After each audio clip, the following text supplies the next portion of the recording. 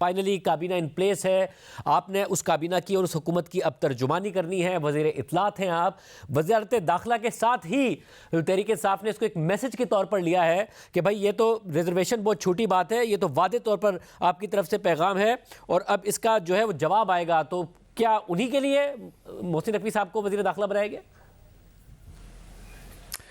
بہت شکریہ شاہ زیب صاحب، میں بڑا مشکور ہوں جی، اور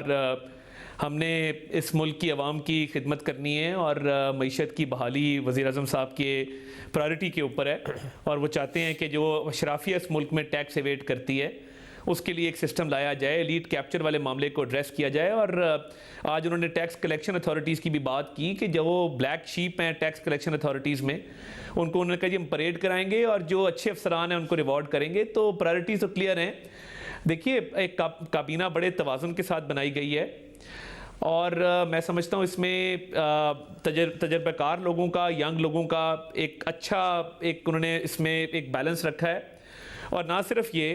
اس میں ٹیکنیکل ایکسپرٹیز والے بھی لوگ ہیں۔ دیکھیے محسن نقوی صاحب ایک محب وطن پاکستانی ہیں، ان کی اس ملک کے لیے بڑی خدمات ہیں، انہوں نے اس ملک میں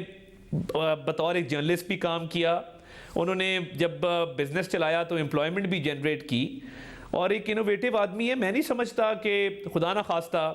کوئی کسی کو ٹارگٹ کرنے کے لیے ان کو لایا گیا ہے یا کوئی ان کو اسپیسیفک ٹاسک دیا گیا۔ دیکھیں وہ بطور کیئر ٹیکر وزیر اعلیٰ بھی ان کی کارکردگی بہت اچھی رہی،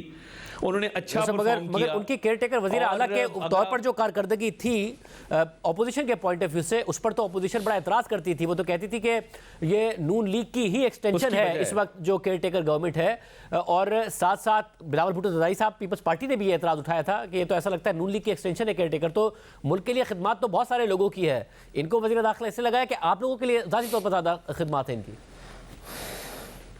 نہیں دیکھیں میں اس بات کو تسلیم نہیں کرتا، بدقسمتی سمجھ لیں کہ محسن نقوی صاحب کے دور میں تحریک انصاف نے 9 مئی کے حملے کر دیے، اور وہ ایک بڑی گھنونی سازش تھی اس ملک کی آرمڈ فورسز کو نقصان پہنچانے کے لیے، اس ملک کے دفاع کو نقصان پہنچانے کے لیے، اور آرمی کے انسٹیٹیوشن کو نقصان پہنچانے کے لیے، اور جس طرح جناح ہاؤس کو جلایا گیا۔ دیکھیں اب اس کے بعد لا انفورسمنٹ ایجنسیز کا کام تھا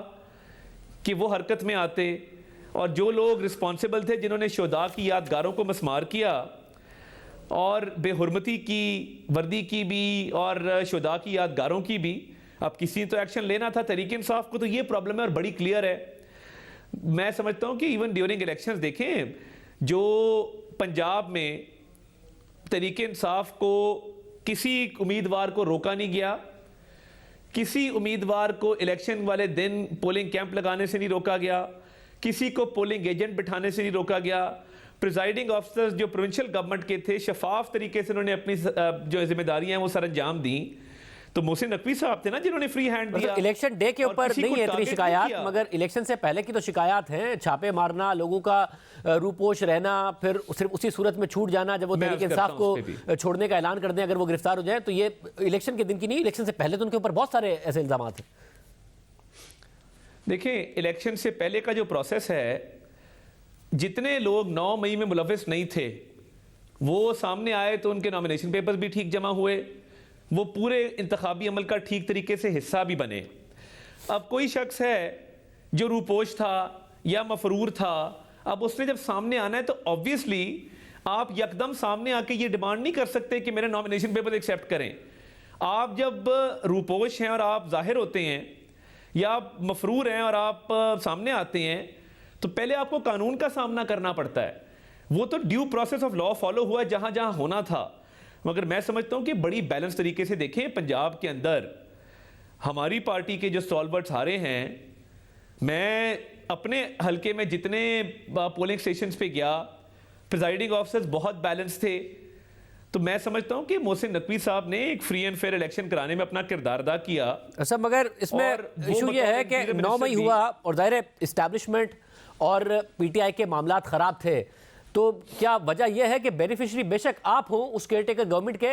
مگر آپ کے نمائندے ہیں نہیں محسن نقوی صاحب، وہ اداروں کے ہی نمائندے ہیں، کیونکہ اختلافات اداروں کے اور پی ٹی آئی کے درمیان تھے اور اسی کو اوپر انہوں نے جو کچھ کیا اور پی ٹی آئی کو ان پر اعتراض ہے، تو آپ لوگوں کو ریپرزینٹ نہیں کر رہے ہیں وہ کابینہ میں، وہ اداروں کو ہی کر رہے ہیں؟ نہیں، میں یہ سمجھتا ہوں، دیکھیں اب جس طرح اورنگزیب صاحب ہیں جو فائنانس منسٹر بنے اس ملک کے، ان کی ایک اپنی ایکسپرٹیز ہے، ایک نیش ہے، وہ ایک صلاحیت رکھتے ہیں. تو اسی طرح محسن نقوی صاحب کو جو انڈکٹ کیا گیا ہے کیبنٹ کے اندر، ان کی اچھی کارکردگی ہے اور ایک بیلنس لے کے چلے ہیں. میں قطعاً اس بات کو تسلیم نہیں کرتا کہ وہ یا اسٹیبلشمنٹ کے نمائندے یا ہمارے نمائندے نہیں ہیں، ایسی بات نہیں ہے. ان کی ایک اپنی ایک پرفارمنس ہے، ان کی ایک اپنا ایک پرانا ایک چلا آ رہا ہے ایک اس ملک میں ان کی خدمات ہیں. تو میں سمجھتا ہوں کہ وہ ایک نہ صرف